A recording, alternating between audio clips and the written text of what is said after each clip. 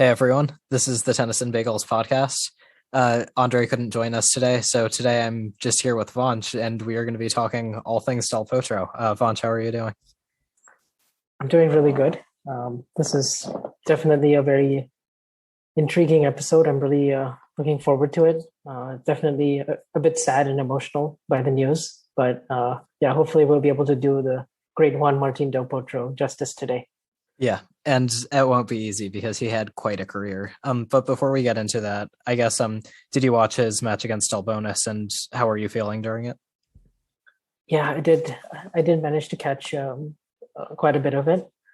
Yeah, it was a bit sad. Definitely to watch Del Potro look so physically compromised and not be able to move anywhere near the degree that we know he's capable of doing, especially running around his backhand to hit those rocket inside out and inside in forehands that obviously he's really known for. I Mhm. mean, obviously he's known for a lot more than just the big forehand, but that's definitely something he managed to really impose himself even in matches where he was physically compromised in the past, Yeah, and it just seemed impossible to do. Um, I was glad that he got to do the send off in front of his home crowd, Mhm. even if it's at a small sort of 250, but at least it's with his home fans, and definitely the people in the crowd really knew his story, and they sort of knew what he was going through the last 3 years. And yeah, on top of that, he was playing a pretty solid opponent who was not taking anything for granted, and yeah. you know, just had a job to do and put him away. But it was sad at the end, definitely, with the interview and everything, and just him realizing that he's in so much pain that it's Yeah. just not worth it to carry on. Yeah, and you really can't blame him. Like when I was watching, I noticed the same thing as you. Like even on balls that were kind of close to the middle on the outside, which a few years ago he would have run around and blasted forehands. He just didn't have the spring or the speed or enough lack of pain to move around them and hit forehands, and it was tough to watch for sure. But I thought it was so on brand for him that even though he was diminished and he knew he was diminished, he came back anyway because I think a lot of players would have just called it, but he loves tennis so much that he wanted to end his career on the court. And I thought like that was typically impressive of him, because he has pain tolerance almost like no other tennis player. And he has played some crazy matches in his career. I think some of my favorites are the ones against the big four. I guess I think my favorite might be the one he played against Murray at Davis Cup in 2016, which clocked in at 5 hours and 7 minutes. What did you think of that match? I assume you've seen the whole thing or Yeah, seen highlights. yeah, I definitely remember seeing the scores when I was in school, and in high school, just trying to see what's going on, especially because obviously Murray was really in form at that time, and he was Yeah. going for, obviously he went on a big streak to finish 2016, and I was fully invested in it, especially after the Rio Olympics match, which was Mhm. 4 hours, and obviously in that tournament he beat Djokovic and he beat Nadal, and Yeah. it was a such a fairy tale sort of second career, the third career really at that point. Right. But yeah, the match against Murray was absolutely nuts. Especially I just have memories of Murray just chasing and running down these barrage of forehands and Yeah. overhead smashes, corner to corner. Like you said, 5 hour, and both of them just absolutely. I mean, it was just crazy. Like playing like they were in their first 10, 15 minutes of the match at 5 hours in, and it Mhm. was just every single point was super high quality, especially in the fifth set. And it was one of the highest quality matches definitely that he's played, Yeah. for sure, definitely up there.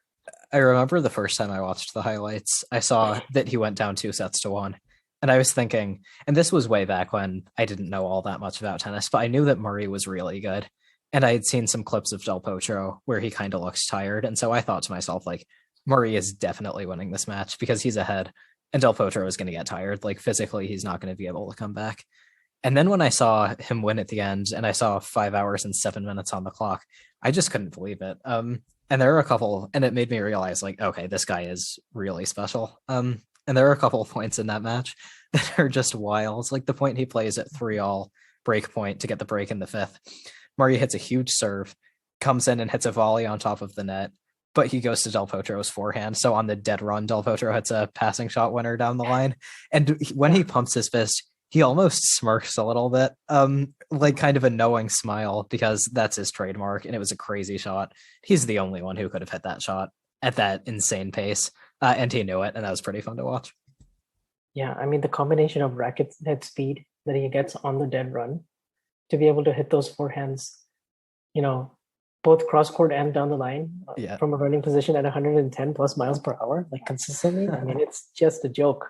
I still remember the point that comes to my mind is him playing against Nadal in the fifth set of the 2018 quarterfinal match. And this was when Murray was sort of on the sidelines because of his hip injury, and he was calling the match, just in the BBC booth commentary, and he just starts laughing and just goes 107 miles per hour. And was just cracking up, and he couldn't believe it when he'd been skiing for 5 hours. And that one made Rafa smile as well. I knew exactly what you were going to say. I think one that sticks in my mind is, I don't know if you remember this one, but when he was playing Federer at the US Open in 2017, Federer was serving at 5-all 30-15 in the first set. And he kind of pushes Del Potro out wide to the forehand. And Del Potro hits a forehand down the line. It's not kind of the one that ends up right in the corner. It was almost kind of central, but it hit right near the baseline. But it was so outrageously fast that Federer couldn't touch it. And it was so unexpected that he kind of thrashed his racket against the court when he was trying to reach it. And it was all just very sudden and very violent. And it was so much so that I worried that Federer had hurt himself, like trying to reach the ball, because it looks like so whiplashy because the forehand had been so fast. And I was a Federer fan back then, and luckily he didn't hurt himself, but Del Potro won that match, which was really impressive. I mean, because people have asked Federer before, if you could play one match over in your career, which one would you play? And he said the 2009 US Open final against Del Potro. And so he kind of got a chance in that 2017 quarterfinal, same court, same opponent. And even though he had a bit of a back thing, I think Del Potro beat him again, which was so impressive. It was so impressive, especially the way he, a common theme that I think with Del Potro is that, obviously with the tribalism nowadays of the big 3/4 fan base, definitely there's very few opponents that really, if their favorite player loses to, that they're happy with. But with Del Potro, the common theme is like, oh, I'm a Federer fan, I'm a Nadal fan, I'm a Djokovic fan. But when Del Potro beat my guy, because of his the way his presence and how he showered the earth with his kindness, if you put it that way. I mean, and because of his rich legacy and because of all he's had to endure with his injuries, and I just felt like a lot of people were so invested in his results, even to the point where they would just stay up till 2 or 3 a.m., myself included, and watch a lot of his matches. Yeah, just knowing that something so pure was happening, and like he was gonna, that every time he played one of the big guys, almost every time he was either going to lose in a really tight fashion, or he was going to push them to the absolute brink, and he was going to play one of the matches of the year essentially, and that's what he ended up doing for all 3 phases of his career, really. Yeah, and I think that kind of duality with his insane power with the 100-mile-an-hour forehands and the gentle giant vibe he has is so encompassed by those moments when, he blasts one of these crazy forehands, and his opponent, who might ordinarily react by like getting pissed at their crazy bad luck or like cursing the gods or something, they just look over the net and smile. And I feel like that's only with Del Potro because they know it's special. And he's got a good sense of humor, and he's a nice guy. And so he has a lot of nice moments like that. And I think with a lot of players, we say in a different era, they would have won so much more. And I think with Del Potro, that really applies, because there have been multiple tournaments where he's beaten more than one member of the Big Four. And then he's had to play a third one, and he'll lose to them. It's such crazy bad luck. I mean, injuries aside, like one of the ones that sticks in my mind is Indian Wells 2013. He beats Murray. Then he beats Djokovic, I think from a set down and 3-0 down in the third set. 3-love in the third, Djokovic does not lose matches like that, but he did to Del Potro. And then Del Potro, who must have been running on fumes at this point, gets Rafa in the final and goes up a set and a break.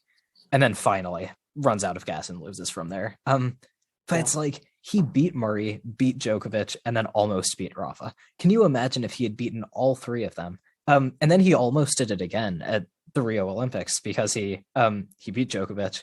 Then, even though that was an emotionally and physically draining match, probably, then wins a bunch more rounds, beats Nadal in an even more exhausting match. And then finally, Murray has enough to beat him. But like, it takes a lot to break this guy down when he's playing well. It really does. And the thing about his game is that, I feel like a lot of people talk about the forehand, a lot of people, Yeah. and and we dazzle at that shot, but really his game is so complete, right? It Like the is. way he's, I think, especially when he was coming up on tour already in 2007, 2008. I mean, before the incredible 2009 season he had, he sort of showed like he has a complete package for someone 6'6". I mean, sort of, I think Murat Safin was kind of the first of that era with the big serve, big ground strokes, but can move really well and is also pretty fluid and covers the court well. Yeah, and can return a bit as well. Yeah, and can return and just a little bit of everything and has some charisma. And he sort of brought that into the game. Now Safin wasn't consistent enough to really fulfill his potential in that way consistently. But when Del Potro came along, I remember even in like 2007, 2008, if I go back on YouTube and I see some of his matches, I mean, Australian Open, he plays Fernando Gonzalez and he loses in 5 sets. And Gonzalez goes on to thrash Nadal in the quarters, right? Plays one of the most dominant semifinals against Haas, and then loses in the final against Federer. And then at Roland Garros, he plays Nadal in the first round, and they have like one really close set. But he ends up losing, and it's sort of like, if let's just say Alcaraz was supposed to play one of the top players today, and you could sort of see the pieces, and he's not going to win, against the Djokovic or Medvedev or Nadal, but he's going to show pieces of potential of how complete his game is here and there. And that's sort of what he did, because then he went on and played Federer at Wimbledon, his best Grand Slam, and then he lost in the second round, and it was the same kind of a thing, like one really tight set, a really good showing, and then he plays Djokovic on hard court at the US Open in the third round there. So it's like, he plays all the players who ended up either winning the tournament or getting to the final. And so you're thinking, okay, the potential is there, he can get to the top 10 for sure. And then he goes on this incredible tear in 2008 after Wimbledon, and he wins 4 tournaments in a row. And it's sort of like, remember when Casper Ruud won like 3 events last year, but except this is like with better competition and across 2 different surfaces. And he did that leading into the US Open, and he beat Roddick along the way. He beat Fish. He beat some other, good, solid top 8, top 10 players. And then he went on in the US Open and then actually played a really good match against Murray in the quarterfinals. Yeah. And I think that was a really tight 4-set loss in 4 hours. And then he ended up finishing the year in the top 10. And we all know what happened in 2009. And the way he rebounded against Federer in 2009, and the way he sort of learned with each match was just amazing to watch. That's one of my favorite arcs, from getting demolished at the Australian Open. He won 3 games in 3 sets, and then not only beat him at the US Open, but beat him in their next match after that. I mean, it was humiliating the way he lost that match, because I mean, there was a point in that match where Federer was just showing off a bit and just like, he was using his head and just bopping the ball across the net at one point, because he was like 6'3", like, I'm definitely not losing here. Yeah, I mean, he was probably bored by the end. But yeah, I mean, what you mentioned about Del Potro's game being so complete. Yesterday, I was watching highlights of him beating Djokovic at the Olympics in Rio, and I just couldn't believe it, because like you said, the forehand is amazing, but the patience he was showing on the backhand as well. Like, people say he only slices it, but he was willing to endlessly slice until he got a look at a forehand. Like, I was watching this match and it was like, it doesn't really look like Djokovic can do anything, because not only did Del Potro have the biggest weapon on the court, he was defending, like he was getting to stuff. He was like reading it when Djokovic tried to go to his forehand. Djokovic didn't have a single break point in that match. It was crazy. Like, it was one of the highest levels I've seen someone play at. I mean, horrible luck for Djokovic to get him in the first round and then have to play that kind of a god mode performance. But if you haven't seen those highlights, there's a 15-minute video. It's amazing. He and it gets good very quickly. He hits one of those on the run cross-court forehand bomb winners on the 3rd point of the match. Yeah, like he's just hitting the absolute crap out of the ball from the very first game. I think in the second tiebreak, it's 2 tiebreaks, Del Potro wins both. Djokovic tries to approach to the forehand twice, and twice he gets passed down the line. And then I think Del Potro hits like a massive forehand. It's not quite a winner, but Djokovic can't get it back. and that sets him up to go up like 5-0, and the commentator just goes like, can't beat that forehand, not tonight. And yeah, like that shot could dominate entire matches. It could, Like yeah. I wrote a couple of days ago, like maybe the purest form of firepower tennis has ever seen in a single shot. Yeah, for sure. Like one of the biggest single shots I've ever seen, like on a tennis court. And the way you mentioned, like sort of how he kept his backhand steady. The one thing is like after his surgeries, he definitely used a combination of just the slice, but also like a shovel kind of a backhand. Yeah. So it would help set up these massive forehands, and then he still had the legs underneath him, so he could still defend pretty well, and he could set himself up so that he's using like sort of he has a really good tennis IQ, because Yeah. even when he had sort of a short ball, he would come in off a really good slice with it, or he could just use really good footwork and just run around his backhand corner and just come up with just really good winning plays that worked over and over again, and just the regularity with which that forehand worked. I mean, I feel like if I were to try that on a tennis court, or somebody else really like actually work on that in their game, it's so hard to do that with such consistency and like regularity. But it was almost such a bankable weapon for him that it could work against any kind of trajectory of the ball. Like the high bounce didn't bother him, the low bounce didn't really bother him. Like it's not like, you know, he struggled with those shots. So it was really like really evident of just how he retooled his game. Because obviously he was just robbed of the chance many times to build upon his success, and he just had to restart his career. And that's so unfortunate, because that's when you wonder like, oh, what could have been, what should have been. But the way he was able to come back every single time in the top 5. I guess the first time we could talk about is in 2009, right after he wins the US Open. You know, he then backs up that win over Federer and then goes to the World Tour finals. And then he beats Federer again in the round robin. And then he gets to the final. He loses in the final, but you're thinking, okay, he has a real chance now. And that was like world number 1. Yeah, and that was peak Davydenko as well. Yeah, I mean, he really looks like the next guy, I think. I mean, at the end of 2009, he would have been better situated than Djokovic, really. I mean, at that point, people probably would have been rating him higher than Djokovic, which is crazy to think about. There were like 3 guys at that point who were like could take on Federer and Nadal. It was Djokovic, Murray, and Del Potro. Right. Like those were the next 3. Yeah, and his 2010 just got completely wiped out, right? Yeah, just completely wiped out by it. And this time I think it was on his right hand, actually, the surgery. So he had right wrist surgery, and that kept him out for the entirety of 2010. I think he played Australian Open, and he ended up losing a 5-set match against Cilic, which is one of the rare losses he has against Cilic, because they grew up playing each other. They're like the same age. They're 5 days apart. And they kind of have similar sort of trajectory career-wise as well, which is interesting. But he got the better of that matchup, and he ended up losing that one in 5. And then he was out for the rest of the year, like nothing the rest of the year. And then he played, I think when he came back, he was ranked 485 in the world in 2011, which is just crazy. And, you know, at least at this point, he could still hit his backhand, like with somewhat regularity. It wasn't like the version that we saw in 2016. But yeah, I hate that he didn't have a proper chance to defend his US Open. Because I feel like it would have been fun to watch him do that. Like I think it would have been really fun to watch him mix it up with the big 3, like in the semifinals, maybe. Because I think it was Djokovic, Nadal, or Djokovic, Federer, and then I think Nadal played Yuzny or something. It would have been so cool to see Del Potro there instead.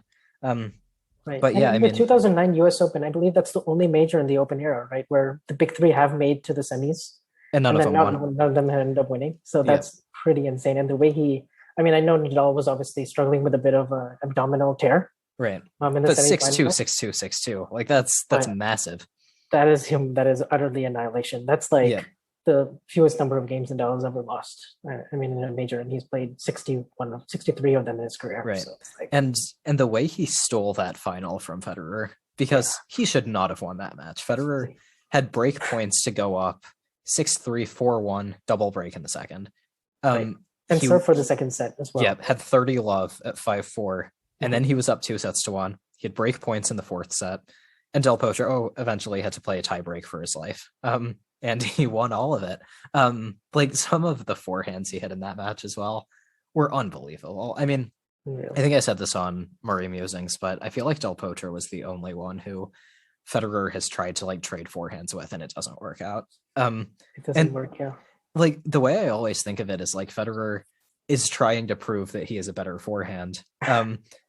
And it's like, why would you give him the chance to hit those forehands? Because like when he goes to Del Potro's forehand, like I mean, I could probably count a dozen times just from memory that Del Potro's like blasted one of those winners past him. And it Federer might be keeps a trying little to. bit of a little bit of an ego thing, sort of like, Oh yeah, and definitely maybe he feels like if I hit it really well, right, and I can get him super stretched out, then I can go to his weaker wing. But yeah, it's just impossible unless you hit unless because he's always running in that direction and he's always yeah, anticipating it, and he's going to get get there. And yeah, it's just if it's just not like a line licking shot, even then, I mean, mhm, it's just so risky. And I right. cringed every time Federer did it in Yeah, and 2017 even if it because works sometimes, like your margin for error is so small because if you mess it up, like the point is over. Like yeah, you don't just return those on the run bombs that he hits. And yeah, I the way I always think of it is that Federer is trying to say basically with his shots, I have the better forehand. And when I think of it, I'm like, he probably does, but why would you yeah, give Del Potro the chance to hit forehands? Like, just go to that backhand. But at the same time, I think yeah. I mean, obviously the backhand is the side to hit to, but even when Del Potro was just slicing it, it's not like you hit to that side and you immediately get an error, No, you which don't. makes things really tough because, and I think I noticed this in the Olympics match against Djokovic in Rio. Djokovic would like lose patience a little bit because you go to the backhand again and again, and you get the exact same ball, and it's not particularly attackable. So it feels like you need to force the action. And Mhm. Del Potro is content to just wait and get a forehand. Like you pressing is what he wants. So he seems like a very tough, like frustrating opponent to play in a position like that. And I think it was a shame as well that his 2018 comeback kind of got abbreviated the next year because at the US Open, he was hitting like backhands down the line winners. I mean, not all the time, but he Mhm. was like hitting winners off his backhand.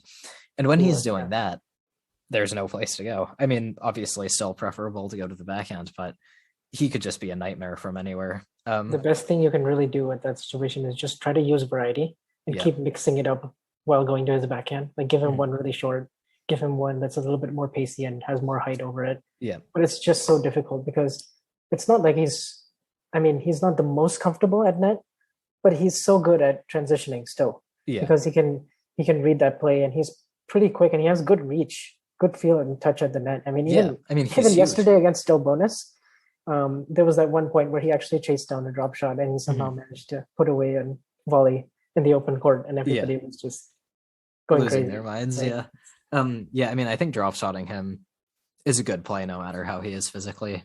Just like yeah, bring him to the net on your terms. yeah, But yeah, I mean, so he's difficult just to so tough, do.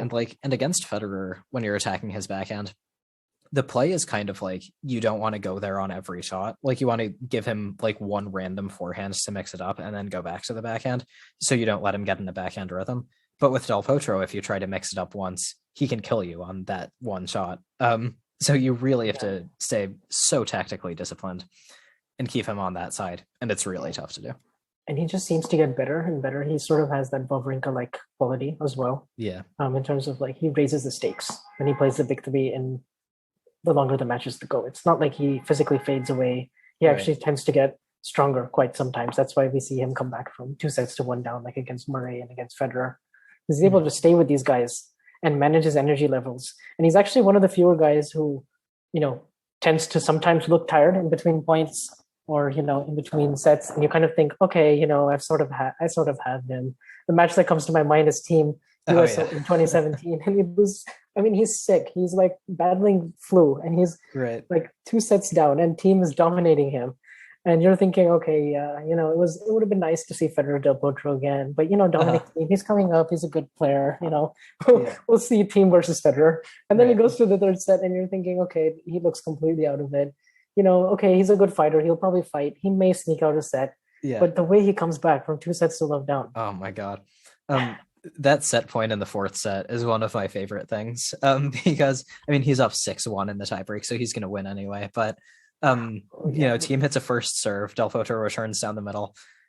Team like it's not a really attackable ball, but team like crushes a forehand cross court and charges the net, and then Del Potro just swats the ball past him like it's nothing, and the crowd goes nuts immediately, and he kind of does his fist pump, and then the come on where he yells to the crowd. Oh my god, that was an electric moment.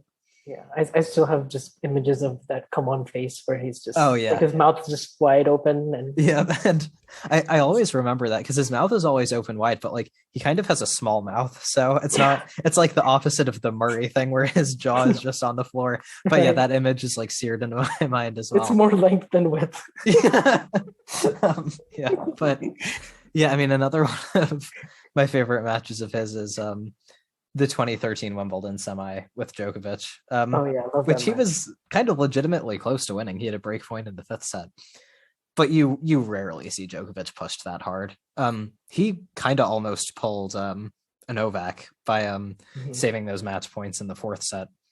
One of them after this epic rally where Djokovic had to do a ton of Spider-Man stuff, and Del Potro maintains like accurate offense anyway. Yeah, that was incredible. That match was really long as well. That took out Djokovic's legs for the final. It did. He owes Murray definitely owes Del Potro. Yeah. Definitely owes Del Potro a lot of credit for making Djokovic tired. But the thing it's a good thing we're saying this now and not on the Murray Musings podcast. Yeah, for sure. Although, the crazy thing about Del Potro in some of these matches as well is he has that ability to chase down a lot of balls, and when he does that thing where he goes over on the opposite side of the net, or he'll go over like where he'll just continue running, and he'll continue running into the crowd, or he'll just go over on the other side. Like I remember in the Djokovic match, he like crossed the net and went over, and then just like him and Djokovic just like shared a high five. I remember another match against Federer in Paris Masters 2013. It was before the Djokovic Federer match, and like he chases down this drop shot and he gets there, but it's just like he somehow manages to get there, which is impressive, and then Federer just sort of puts it away for the next ball, but then he just runs over the net, and then he just high fives Federer, and they have a moment together, and then he just goes back on his side. It's like one of those moments that are just so endearing to the crowds, and you can just see like that even though the crowd is mostly for Federer, they're gonna definitely appreciate Del Potro if he comes out on top. Yeah, I feel like Del Potro has been part of a lot of funny moments like that. I think there have been 2 times against Federer where he kind of gets pushed out wide and has to hit a lob, and Federer is waiting at net, but it's like a short lob and it clips the net tape and dies. And once Federer actually missed the put away when that happened. I think it was at like 30-all in the first game of a match, and it was hilarious. But yeah, I mean, everyone seems to like him. And also what I love is that Federer knew the only option was really at some points was to just drop shot him and bring him forward, and Del Potro knew that too. So he would get there, and then there was this one point, I think at the ATP finals in 2012, where he just like pretended to hit a ball at Federer because he just knew like, dude, you're killing me with these drop shots. Right. Yeah, I mean, but he was one of those opponents who like made you play a specific way. He did, yeah. You had to change your game to beat him because your ordinary game was not going to be good enough. Like, he's just too patient and he's too good of a fighter. Yeah, I mean, I think his movement during his prime is also underrated. He was one of the first big guys who could actually cover the court. Yeah, and pairing that with a weapon as devastating as that forehand, it just boggles my mind that he only got 1 major. Yeah. I mean, I think John Wertheim did a clip on Tennis Channel where I think he said he had to miss like 10 or 11 majors in a row. Like that is brutal. I mean, if he merely has the injury luck of like an average player, I definitely see him winning another US Open, probably a Wimbledon, and then possibly an Australian Open as well. And I feel like that's being pretty conservative. Yeah, for sure. For me, definitely, in the Murray Wawrinka tier, and like 3 to 6 majors is where I would probably put it at if I were to guess, because definitely, I mean, he made it back to another major final, and that's crazy, and he got to number 3 in the world. Just there were so many chances that, I mean, Australia was really unfortunate for him, I feel like, because a lot of the times he sustained an injury, and then it sort of the offseason wasn't enough to really get it back to 100%, and just for whatever reason he suffered some that was probably one of his worst majors, just in terms of like his losses and his luck, and just but both 2009 and 2012, he managed to get better against Federer, and Federer sort of beat him really badly in both times. But throughout the season, Del Potro just kept pushing and pushing, and then we had a great rivalry between those two. And it was like, because I remember in 2012, they kept playing over and over, and this is sort of when Del Potro was already back in the top 10. Like I think he finished 2011 number 11, and then he finished 2012 like back in the top 7. But during this period, like he played Federer 4 tournaments like straight in a row. Like he played him in Australia, then he played him in Rotterdam, he played him in Dubai, he played him in Indian Wells. And none of those were particularly awesome matches because I mean, I think Federer definitely found a formula there for like four times straight where he could really, he really had the mental edge at that point. But then they play this awesome match in Paris, and he's 2 sets to love up.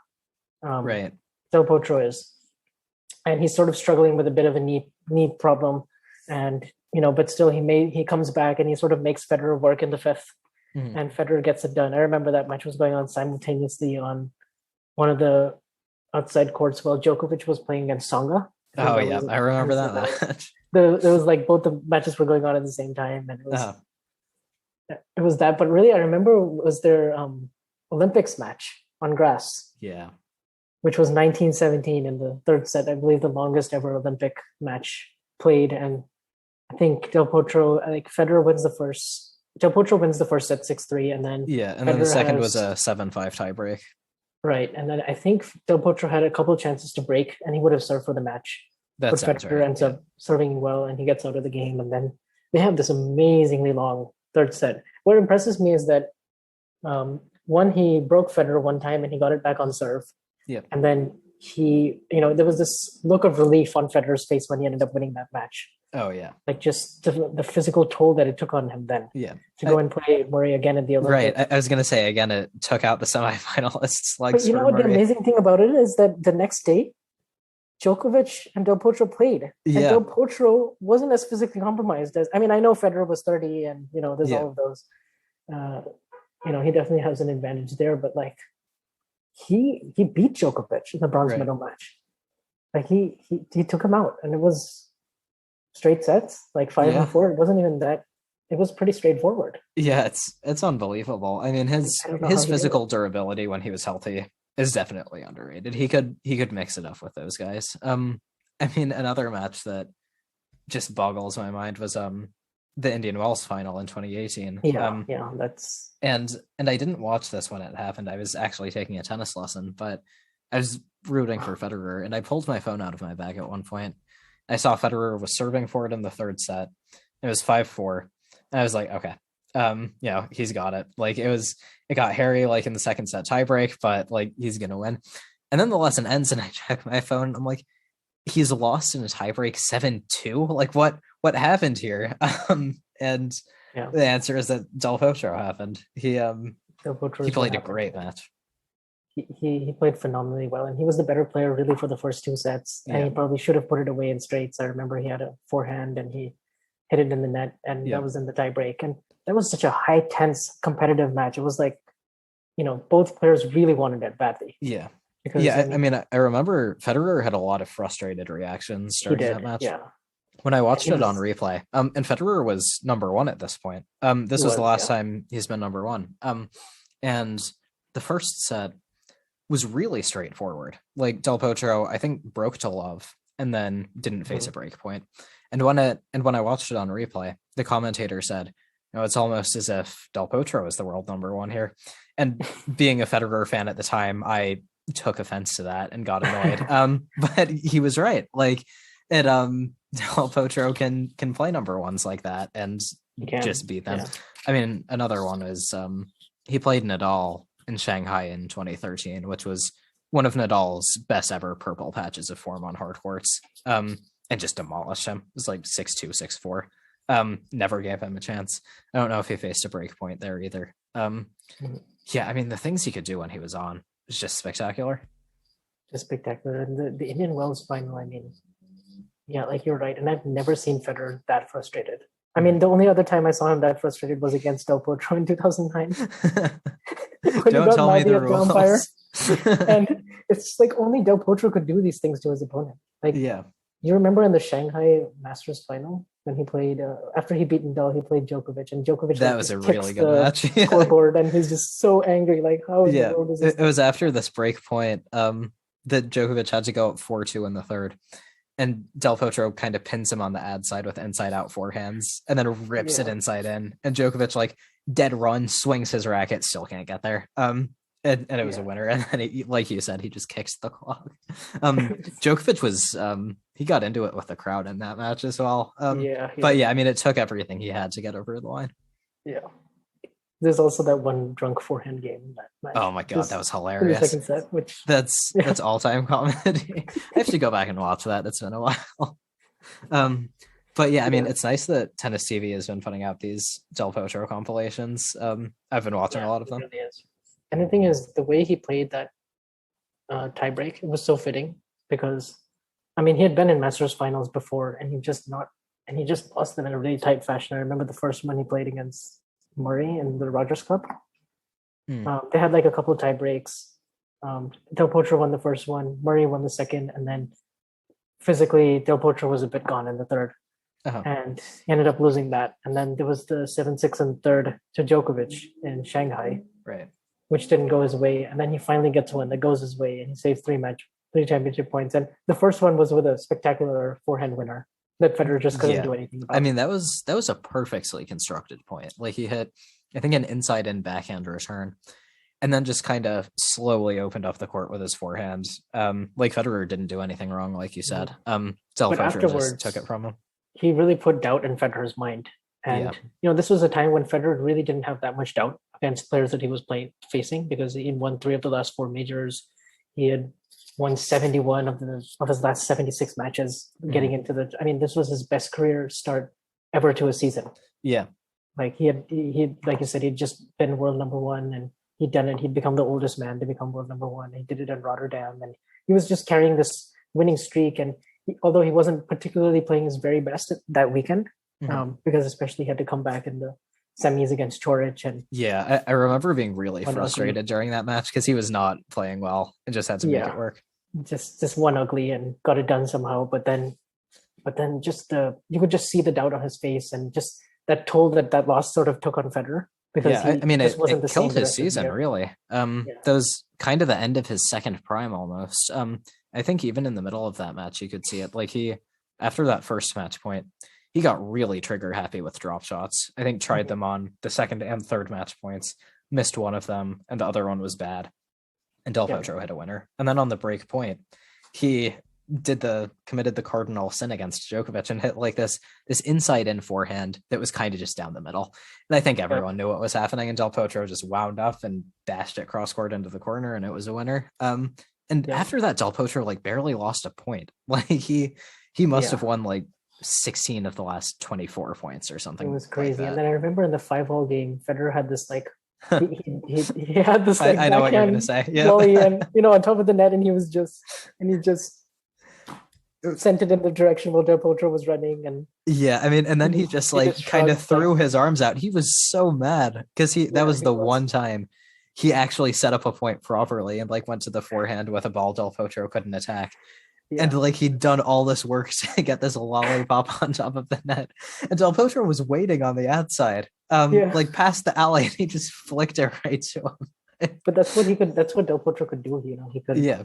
plant these seeds of doubt in your mind and just make you come up with something different that you have to set up a point in a way that's not something even Federer, as many options as he has, is not accustomed Yeah. to. Yeah. I mean, Reliably finishing. I think Del Potro must be one of the hardest guys to hit a put away against because in your Right. head it's like, okay, well, he knows I'm not going to go to his forehand, so he's going to be camped out on that backhand side. So should I try to? So if I go to the backhand, I have to hit it close to the line, but he's going to be expecting that. But if I hit it to the forehand, then he has the chance to hit that bomb on the run. And so it's kind of like you have all these options in your head, and all of them can go wrong because he And you can. have to do that. You have to calculate that in seconds. Like Yeah, yeah, you just don't have the time to react whatsoever. It's like yeah. all of them, like you're saying, are just they feel like bad options. Exactly. And I don't know if there's anyone who hasn't fallen into that trap where they think like, well, I'll go to the forehand and I'll trick him, but he's just waiting for you to do that, and then he just rips it past you. I mean, Yeah. and it's happened on big points too. Like I think in the 2009 US Open final, Federer gets broken at 1-0 in the fifth because he approaches to Del Potro's forehand and he gets passed. And never was in the match again after that. And yeah, I mean, Del Potro's just got a lot of ways to beat you. He does, yeah. And then obviously what was unfortunate is, again, he has that spectacular 2013, and then we go into 2014, 15, and those seasons are gone. I mean, it's just like 3 straight full seasons of his prime robbed because of injuries. And he had 3 wrist surgeries this time. And when he comes back in 2016, he's ranked 1045. And he has to start all over again. And he missed the Australian Open already. So, that's like 10 majors gone. It's brutal. And I feel like 2014 especially, I feel like he could have done something that season, because I feel like the big 3 were maybe not quite at their best that year. Like, Nadal was out for a while in the second half of the season. I mean, the first major of the year went to Wawrinka. I mean, French Open Nadal, not really at his best either. And I think Wimbledon might have been tough, but the US Open, I mean, I could see him winning that. I mean, if you have Nishikori and Cilic in the final, and you're at home rehabbing, and your name is Juan Martín Del Potro, and you're probably I can't imagine, because I mean, I don't want to say that Nishikori or Cilic didn't deserve it, because they played amazing, but at the same time, it's like, I feel like that major had Del Potro's name on it. Like that, finally the big 3 were like, okay, like they, Nadal wasn't there, and the other 2 kind of had weird, uncharacteristic lapses, so much so that it's almost like it's the only time this is going to happen, and he wasn't there to capitalize, which is such a bummer. Yeah, it really is. And like you said, like Nadal was injured for half the year. He didn't play after Wimbledon really, and then Murray was still coming back from his back surgery. Right. Federer was coming back with a new racket and new coach, and Djokovic still only won 1 major. So you feel like there was chances that year for sure. For sure. And like at that US Open, I feel like if he had gotten Djokovic in the semi, I feel like if Nishikori could have beaten him, Del Potro definitely could have. I think Federer might have been a little bit tougher, but he was not at his best that tournament either. At the least, it would have been a close match. Yeah, for sure. But the most impressive thing is that the way he sort of just accepted defeats early in 2016, just knowing that, this is going to take time. This is going to be a big process, and I'm going to have to play more tournaments than I ever had. I'm going to have to, accept that, I might just completely have to retool my game and just go mostly exclusively with the slice and the shovel backhand. Very rarely if I really could. And the way he was able to get so many big wins by retooling his game and just playing a completely different style, but still setting up that massive forehand. It was just amazing to watch, because I mean, he did have some tough losses early on. I remember he came back and he lost to Sam Querrey and Delray Beach, but there was some hope, because at least he was getting some momentum and getting things going. And, then he goes on. And I remember at that time, Dominic Thiem was really coming up on the clay, and he was starting to go towards the top 10, and he made the Roland Garros semis, and he ends up beating Thiem in Madrid that year. And I remember at that time being like pretty impressed. I'm like, okay, this is, he has a chance. He can get back into the top 10 again. Like, this is happening. And then obviously then he goes to Wimbledon and he beats Stan Wawrinka. And okay, it's Wimbledon. It's not Stan Wawrinka's best slam, but still he had to come back from a set down. Still, he was the underdog. Yeah. It was unexpected in a way, and he managed to do it. And then he goes to the Olympics, and I was worried after the Djokovic match that we might have sort of a letdown, and maybe he could lose to some decent player earlier, and we might not get that anticipated Nadal match. Right. But he ended up proving me wrong, and he ended up getting there, and he ended up beating Rafa. And from a set down as well. In the 3rd set tiebreak, and then he fell on his back, and the scenes, because I also remember this was in Rio, and because of political reasons, like Rio and like Brazil and Argentina, aren't the greatest of friends. But the way the crowd like embraced Del Potro, they just let all of that slide, and it was like another amazing match against Rafa from a set down, and then another amazing final against Murray, and then he gets to the quarters of the U.S. Open as well, right? Yeah, And lost to Stan, I think, in yeah, a relatively tight match. yeah, relatively Or tight. And then there's that one moment where the crowd is spurring him on and he's in yeah, tears before he's about to serve. And it was just like, I mean, just the perfect place. If it wasn't for a 250 in his hometown, I feel like the perfect place to have the send off would have been in Arthur Ashe Stadium, yeah, because that really felt like his home away from home in a way, for right? sure. I hope they name like a section of seats after him or something. Oh At yeah, some point there, like yeah, that crowd really adopted him. It was very nice. I think that 2009 U.S. Open final is one of the few times Federer hasn't had near total crowd support there. hmm Like a big clump of the people there got behind him. I mean, there was for sure. one point, I think 3-2 in the fourth set, when he ran down this forehand and kind of poked it down the line for a winner and then just high-fived a bunch of people in the crowd. Yeah, I remember that. Yeah, that That's match. crazy. I need to go back and watch highlights. So that was incredible what he did. Yeah, I mean, and then the I guess the Davis Cup triumph really is like one of his big highlights too, because Mhm. obviously the match against Murray, but then I remember in the final, and this is late in the season, Yeah, against Cilic. against Chilich, he's 2 sets to love down, and he comes back and beats, and that was his first ever comeback from 2 sets to love down. I mean, as great of a fighter as he is, he Mm. just hadn't had that opportunity to showcase it as many times, Yeah, and he did it for his country in a really important match with Argentina leading, and just the way he did it from 2 sets to love down, because Chilich was at that time really a top force. I mean, he was in the top six, and Del Potro was just inside the top 40, Mhm. like starting to get his way back. And what's crazy is that all the memories that he had in Rio and the run that he made there, he got no ranking points for it. Right. Just like Andy Murray didn't get any ranking points for it, and still had to. And they were both trying to chase and get back to the top. And for Del Potro to come back and win that match and seal the Davis Cup for Argentina was a big result, like over the next 2 years, I Yeah. think. Yeah, he's played some really fun Davis Cup matches. Like 2011, I mean, Yeah. he lost both of these, but he played really good matches against Ferrer and Nadal. Mhm. The one against Ferrer went 5 sets. The one against Nadal was 4, but he breadsticks Nadal on clay in the first set, and Nadal had to do some crazy things to beat him at the end. I think even on clay, which kind of turned out to be Del Potro's worst surface, he's done some amazing things. And other fun matches, that one against Del Potro in Rome 2019, or the one against Oh Djokovic, yes, sorry, where he had that was match maybe points. the most surprising of the matches that he's played against all of them in a way, because obviously he's just come back from injury, and I'm thinking there's no way this is going to be competitive against Right. Djokovic, because he doesn't have the reps and he doesn't have the matches. And I was like, okay, he looks okay in this tournament. I mean, he beat Mhm. Gofan, but Gofan and Djokovic, entirely different league. Yeah.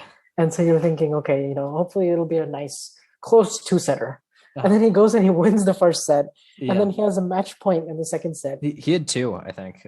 Yeah, two match points. First That's one right. missed a forehand, second one Second one, Djokovic hit a drop drop shot shot. winner. Yep. Yeah. So and then obviously I remember that one point at 3-all where he displayed this impeccable touch and hits this insane Djokovic hits one of his sliding cross court backhands, and Yeah, and Del Potro's right there at the net and hits a pickup drop volley winner, and yeah, got then a they go high and high five for five that each one. other. Yeah. It's Yeah. and it I took a lot out of Djokovic to then win that match and then beat another Argentine the next day and right. at night, second match on, and then go and play Rafa. Like it really, Yeah. He again. was not fully fit in that final. Yeah, I mean, I couldn't watch that match against Djokovic because I think it was the night of my junior prom or something. But I was following the Right. live score and I saw Del Potro was up a break and I was like, oh, cool. And then I saw he kept facing these break points. And I was thinking it's a matter of time before Djokovic comes back and wins the set. But Del Potro saved them all. I think he saved like 7 of 7 break points in the first set or something like that. And yeah, I mean, people around me were talking. I was just like fixated on this live score because I was like, wow, this is really exciting. And I was disappointed that he didn't win. But yeah, it was another example of him just playing really, really good tennis. So So the message here is that Del Potro is a big presence. That even at your junior prom, you gotta make an Oh man, exception that to. I'll tell you, following that live score was the most interesting part of that night. um, but I Love guess, it. yeah. So what is Del Potro's legacy for you? Oh, such a deep question. I mean, the thing is, no, I mean, his legacy to me will always be bigger than his forehand, just Mhm. because to me, he's like the Tower of Tandil, the gentle giant that's like Yeah. showered the earth with his grace and kindness. And, his legacy definitely goes beyond the 115 mile per hour forehand winners that he hit. It was just the way he commanded respect of those Yeah. around him and his, because it's one thing to have respect and have the fans adore you and have that going for you with in terms of public persona and popularity. But the Mhm. fact that he has that much respect with his peers, and you could, I think I was on a space with Courtney Nguyen hosting it last Uh-huh. week, and I've just tuned in for about 10-15 minutes because I was like, oh, this is kind of interesting. And they were talking about Del Potro and his legacy. And I think Courtney Nguyen, who used to work for the ATP like in the early 2010s, like he had this aura about him in a way that when he used to walk in the locker room, a lot of the players would just stop what they're doing and just look and just either have a really nice moment with him that they'll remember forever, or Mhm. they'll just a really cool practice session or a really nice photo, or just share a particular moment with them. And he was such a mentor for younger kids and younger tennis players, some of whom still look up to him. Like I think Taylor Fritz, he gave a really good quote yesterday in Dallas, saying that he really like embodied his game after him and genuinely like rooted for him when he played against the big three. And Yeah. he just sort of had that impact, that legacy beyond tennis. And I think few players are able to leave a mark beyond their results on the court, Mhm. uh, unless your name is Serena or one of the big four. Like it's just really hard to do because tennis is such a star driven sport and you need Yeah. personalities. And Del Potro had that duality of the stark contrast between what he was like on the court and what he was like. And he had so many great moments of sportsmanship as well, where he would just award points to his opponent, or he would he wore his heart on his sleeve. And I think that for me is a really big legacy, because I think actually Srihari had a really good tweet Yeah. I was just yesterday, thinking about that. which really embodied that I think men, they tend to, it's there's sort of a perception that we shield ourselves and we don't like show that emotion by crying, and we sort of hold back the tears. And in a way, he was just unapologetically himself, Mhm. and he let those tears flow, and he and it brought other people to tears as well. Like there Yeah. were so many people who watched his retirement um, against Delbonis, and they were genuinely moved to tears by it and just couldn't really cope, Mhm. because he was such a big fixture for the 2010s, and definitely one of the biggest what ifs, what could have been, ever in tennis history. Like not just the last 10 years, I think. Yeah. Yeah. What about you? I don't It's have too much to add to that. Yeah. I think he had a massive impact. Francis Tiafoe posted a really nice tribute on Instagram as well. a really good Um, one. Yeah. yeah, like you said, I think everyone loved him. And I think as far as on court stuff goes, I think not only did he show that like you can beat the big guys, Mhm. like you can give yourself chances. He's also just such a great model for perseverance. I mean, the Yeah. amount of injuries that he had to endure is crazy. The fact that he kept coming back is crazy. Um, I think it's a great example of how love for what you're doing can overcome a lot of things. Yeah. Like he right up until the end, he said how much he loves tennis and got emotional about that. And I mean, yeah, it's just, like you said, he's like he wears his heart on his sleeve. Yeah, And for sure. yeah, I mean, I think he's a great role model in so many ways. Yeah, I really don't have much to add to that. You covered a lot. I think and yeah, I feel like in the next few years as well, maybe some of the next gens can look to Del Potro and think, he was able to crack the big three stranglehold a little bit. Maybe I can as well, because kind of still waiting on that. So, Yeah. It's like, it's also just a reminder to never take things for granted in the sport, yeah. because I think careers are just, they're so short, and it's so easy to just look ahead and just predict like so and so is going to win multiple majors Mhm. after seeing a few good performances and just really believing into it. And it's just one of those sports where it's just the physical toll week in and week out. you just never know when it might be too much.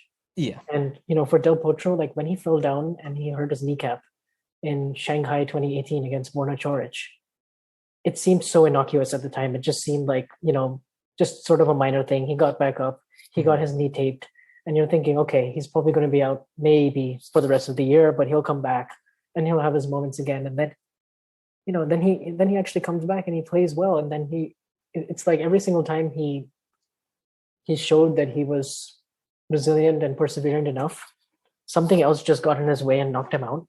Yeah. And it's not one of those injuries where it's just accumulation or it's just years and toll on the physical toll taking its effect. It's more like just bad luck, just falling and hurting yourself that way. It's so harmless. It could just happen to anyone. Like any tennis match that we're watching, like someone could just fall and just receive a medical timeout, and that could be the end. It was really scary to just think about yesterday in my mind. Wow, and this is minor, but Borna Coric, man, he has a Masters 1000 final on his resume now, and it's he looked so good as well. One of the better backhands I've ever seen. Del Potro is one of the reasons why, when I'm watching a final, I hope for a good match, but more than that, I think, please, neither player get injured. I really want this to be decided by the tennis. And another guy we're kind of seeing this with now, not to the same extent yet, is Dominic Thiem. He's doing so well, playing such incredible tennis, mixing it up with the big three.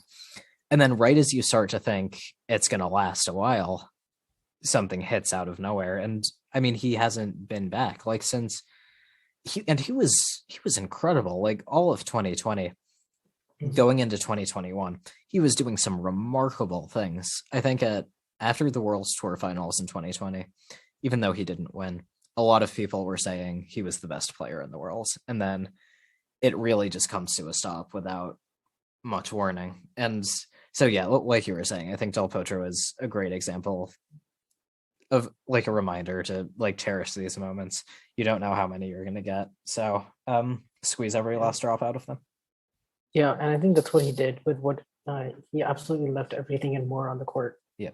With, what he was dealt with, the hand he was dealt with. And, I definitely just hope for his sake that that he can sleep well at night. He has a good health, happy, prosperous life ahead, because he's such a great guy. And for sure, there's so many spots open in tennis for commentary, for coaching, really any role. He would be such a good fit. Yeah.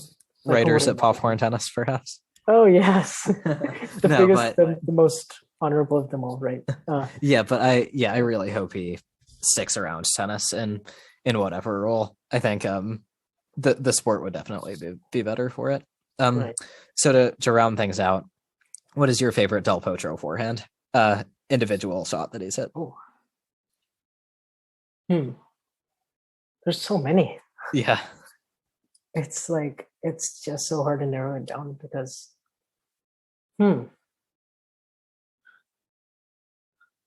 thinking it has to be a forehand that was significant in terms of one of his biggest achievements. It has to come from one of his biggest accomplishments, because I'm sure he's hit some really good ones that you'll see on tennis TV, but they're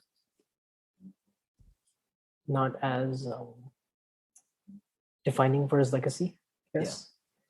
Do you have one? Yeah. Maybe you can go first. I was thinking, so do you remember the one when Federer was serving for the second set of the US Open final? 30 all. And then there's the Hawkeye controversy. That was going to be mine. So on the point after that, Federer comes in again and again approaches to the forehand. And again hits a decent approach. And Del Potro hits the exact same shot, except this time it's obviously in, and he breaks. And he does a screaming fist pump, and the crowd gets really into it. And that was the turning point. So that's mine, not the 30 all one, but the break point. Break point. Yeah, that's a really good one. For me, it might be one of the ones he hit against Djokovic when he was 2-1 down. And he hit this one forehand. I think it was the fastest forehand I've ever seen. Uh-huh. I think it was 117 miles per hour. It was just a joke. Is this 5-6 30 love or something? Yeah, it was before the tie break. Yeah. in the fourth set, and I think the forehand itself was faster than Djokovic's serve. I think like it was faster than his first serve, which is Mhm. crazy. Yeah, I might be misremembering, but I want to say that one was 120 miles an hour. There's definitely a Yeah, shot it of was. the clock thingy that measures the speed, and I Mhm. feel like it was 120. Like I just have pictures. I just also have images of in that tiebreak where Djokovic like puts up a lob and Yeah. Del Potro is just like shooing at it with his hands and just Yeah. just wishing that it goes long so he can extend the match. Yeah. And Um, he just yeah, I yeah, mean, I remember Djokovic trying to run for that forehand, and his body kind of buckles as it like zips past him. It's almost like he's bowing at the sheer pace of this forehand. I think Del Potro smiled at that one as well. But yeah, yeah, I mean, I think we're really gonna miss him, even though hasn't been active on tour very recently. And just hope he can find peace, whatever he does next. yeah. I just hope he's happy first and foremost, and definitely his legacy will live on.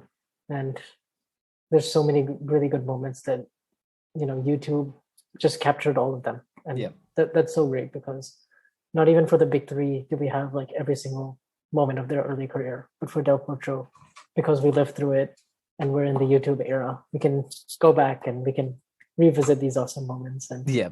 More than even once, relive some of probably. these, even relive some of these matches, like during an off season or during when there's more downtime. It would be so Mhm. much fun. Yeah. Yeah. We could definitely do a relived of one of his epic Wimbledon ones. I think would be fine. I think Open Era might be doing the 2009 US Open, which I'm really excited for. Those guys will crush that. But yeah, he's given us a lot of material to dwell on. And yeah, and I'm really glad to see that the tennis world is giving him a really nice send off. Yeah, for sure. And it's really inspiring because it's inspiring for a lot of the upcoming generations. I think to see someone who maxed out and got so much out of their skill set and was able to come back strong every single time and just made no more excuses. I think he said afterwards that, in tears, like I'm just not as strong as some people might think or something to that regard. And to me, I'm just like, you're more strong than, Exactly. Yeah. every single one of us combined. Like it's just the resilience is just astounding, right? Yeah. Like it just goes beyond words. Yeah. How he was able to do it. And Yeah. we talk about the 8 surgeries, but there were so many other niggles and injuries in between that he just had to go through. And when you have a surgery like that, to the amount of strain it puts on you mentally, and the pressure that you have to then rechange your game, retool it, believe that it's going to work. Just the belief, like just how was he able to believe, every single time? Mhm. Like you know, it's it's one thing for the big three who have shown that they can do it through longevity and they can adapt and they're great champions, but they all had sustained periods where they were not robbed significantly of time. And Yeah. Del Potro just was robbed of that opportunity because he never really quite had that fearless, reckless, that not reckless, but fearless abandon on the backhand wing, Mhm. which I think really made him so potent and dangerous because there was nowhere to go. Yeah. And we didn't get to see what that product would have looked like in 2010 and beyond. And so we might never know where we really actually saw his true peak. Yeah. So I think that's the most devastating part about it is Mhm. we were just robbed of that opportunity. I agree, but it's quite something to imagine. Yeah, it definitely is.